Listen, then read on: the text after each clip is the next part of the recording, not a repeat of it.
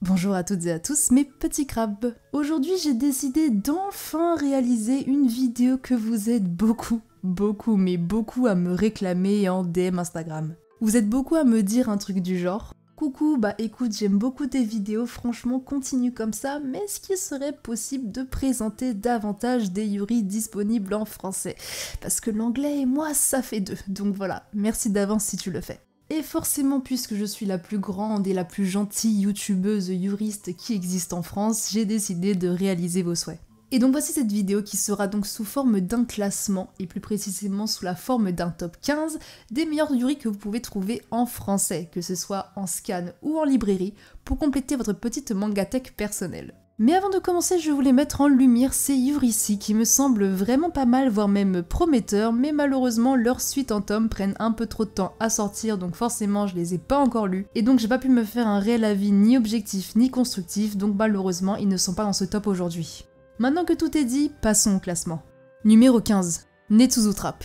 Si les belles histoires d'amour à l'eau de rose c'est pas trop votre truc et que vous préférez le concret, essayez Netsuzu Trap. Yuri full fanservice, très ecchi et même quasiment au bord du hentai, perso c'est pas du tout mon délire, mais il mérite sa place dans ce classement, car il a le mérite d'aborder des sujets très délicats qu'on ne retrouve pas forcément dans les yuri et ni même dans les mangas, tels que la tromperie, l'avortement, le cyberharcèlement ou les violences conjugales. Numéro 14. Anano Bref. C'est un yuri français, on fait honneur à la patrie, et c'est un yuri qui est très chill à regarder en seulement 2 tomes et l'histoire est vraiment pas mal. C'est l'histoire d'une fille qui tombe amoureuse d'une personne en pensant que c'était un mec, mais découvrira par la suite que son crush est finalement une fille, mais finira quand même par l'aimer puisque les sentiments ça ne se contrôle pas. Franchement lisez-le, je trouve que c'est pas mal de mettre d'abord en avant des sentiments sincères que l'on peut éprouver pour quelqu'un, peu importe son genre. Numéro 13. Sirius, Alter Ego et Limbo. Je vous ai mis ces 3 yuri ensemble car ils viennent de la même autrice et ils sont tous les 3 une très belle découverte. Alter Ego nous immerge dans une sorte de carré amoureux avec beaucoup de rancœur, de jalousie et de possessivité. Sirius nous plonge dans une histoire au bord de mer avec le ciel rempli d'astres et de constellations, et on nous parle aussi de sujets un peu touchy comme des traumas dont on a du mal à s'en défaire.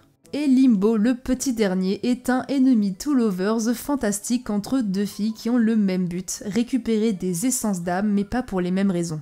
Numéro 12. Yuri is my job. Si vous aimez bien le fanservice dans les mangas, vous allez être servi car c'est un manga qui a pour thème le fanservice mais dans la vraie vie. Hime est une fille pleine d'insécurité et qui va se retrouver obligée de travailler dans un maid café dans lequel les employés jouent des étudiantes amoureuses entre elles pour faire plaisir aux clients qui assistent à leur performance comme une pièce de théâtre. Mais à force de jouer à ce jeu dangereux et pourtant si réel, notre protagoniste finira si tourmentée et manquera tellement de discernement qu'elle confondra sentiments naissants et performance de théâtre. Numéro 11. I'm in love with the villainess. Par un quelconque hasard, notre héroïne va se retrouver plongée dans son jeu de romance préféré, mais au lieu de s'intéresser aux 3 choix masculins proposés par le jeu par défaut, notre héroïne préférera jeter son dévolu sur la méchante de l'histoire. Réussira-t-elle à réécrire le scénario initial de son jeu préféré et conquérir le cœur de la méchante? Un petit slow burn plaisant rempli de comédie, allez le lire. Numéro 10. Lady Vampire. Nous suivons l'histoire d'une jeune lycéenne, tout ce qu'il y a de plus normal, mais un beau soir elle se fera soudainement sucer son sang par un étrange homme. Mais en se réveillant, elle se rendra compte qu'elle fut accidentellement transformée en vampire par ce même homme qui deviendra par la suite son mentor en lui inculquant les règles et modes de vie des vampires. Mais maintenant, elle devra faire aussi face à ces nouvelles pulsions de vampire qu'elle ressent et qu'elle aura de plus en plus du mal à retenir face à sa meilleure amie qui est devenue maintenant très craquante à ses yeux. Numéro 9. Citrus.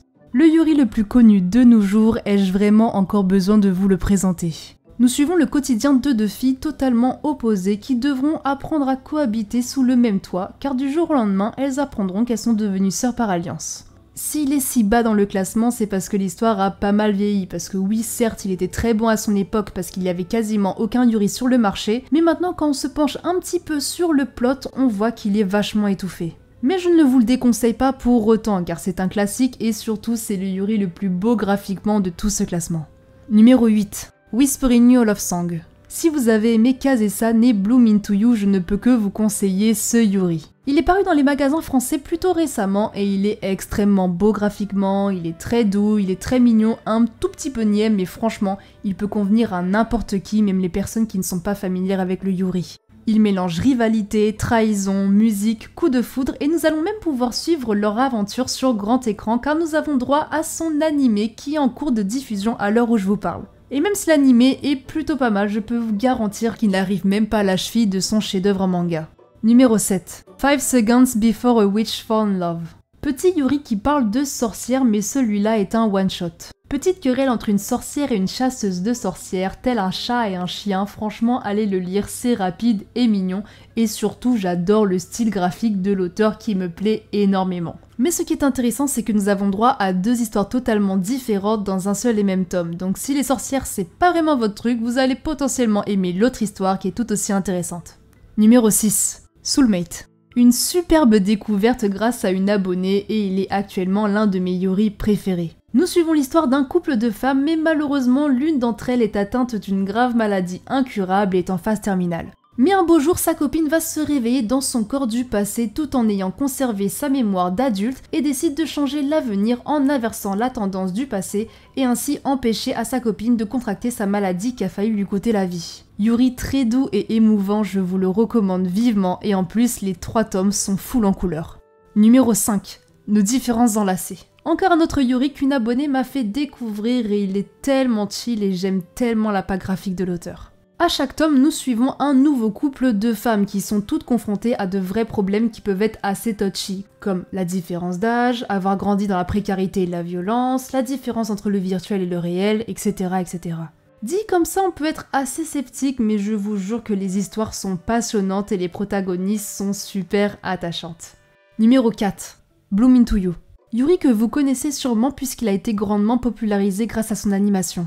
Avec ce manga, on va suivre le quotidien de 2 filles cherchant à comprendre leurs sentiments et ce que signifie vraiment l'amour. Et je peux vous dire que ce manga est vraiment bon et que l'histoire est tellement complexe au point qu'on se sent autant perdu que les 2 protagonistes. Honnêtement, si l'histoire n'était pas aussi longue à se placer parce qu'on va dire que les choses accélèrent vraiment qu'à partir du tome 6, il aurait probablement été numéro 1. Mais vu que pendant les 5 premiers tomes on se fait un petit peu chier, il ne mérite que la 4ème place, mais c'est déjà pas mal. Numéro 3. Vampires. Yuri qui a pour thème les vampires et depuis le temps que je cherchais un Yuri avec des vampires et en plus je suis tombée sur une pépite. Histoire d'amour impossible entre une jeune humaine qui découvre pour la première fois les sensations de lorsque l'on tombe amoureuse et une vampire millénaire qui ne veut s'attacher à personne ayant vu toutes les personnes chères à ses yeux mourir une par une. Et je peux vous dire que ce manga est tellement mais tellement réaliste sur les sensations, les idées et les sentiments que l'humaine éprouve à son âge. Vraiment je vous le recommande, foncez parce que même moi je me suis reconnue quand j'avais son âge. Numéro 2. Goodbye My Rose Garden. Oh là là là là, une vraie masterclass. Je vais même pas vous lire son synopsis, le seul truc que je vais vous demander c'est mais foncez vous le procurer. Seulement 3 tomes, c'est une histoire qui se déroule au début du XXe siècle où les femmes étaient encore seulement considérées comme la propriété des hommes et qu'une femme n'était rien sans son mari à leur côté.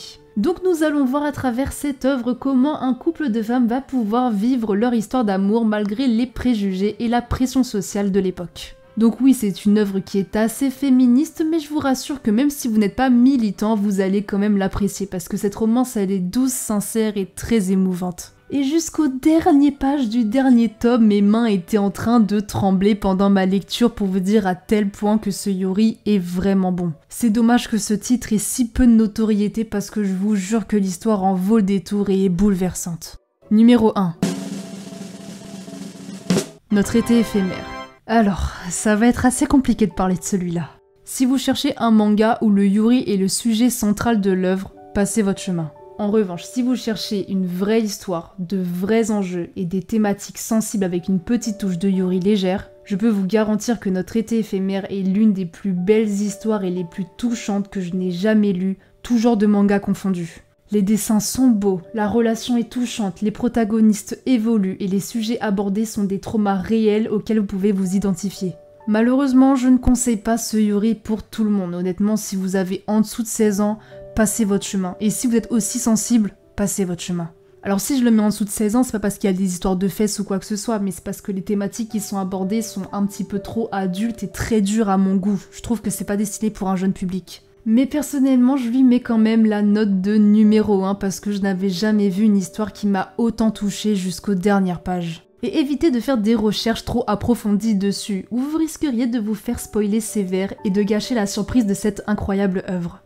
Et voilà, cette critique touche déjà à sa fin et j'espère sincèrement qu'elle vous aura plu. L'espace commentaire est ouvert si vous voulez me laisser votre avis, que ce soit sur les Yuri présentés, la vidéo, ou me conseiller de nouveaux Yuri pour de nouvelles critiques, qui sait. N'hésitez pas à me soutenir avec un petit pouce bleu, ça me montre que vous avez aimé mon contenu et me motive d'autant plus à continuer les vidéos. Et n'oubliez pas de vous abonner, c'est gratuit. Et en attendant, je vous dis à la prochaine pour peut-être une nouvelle future critique de Yuri.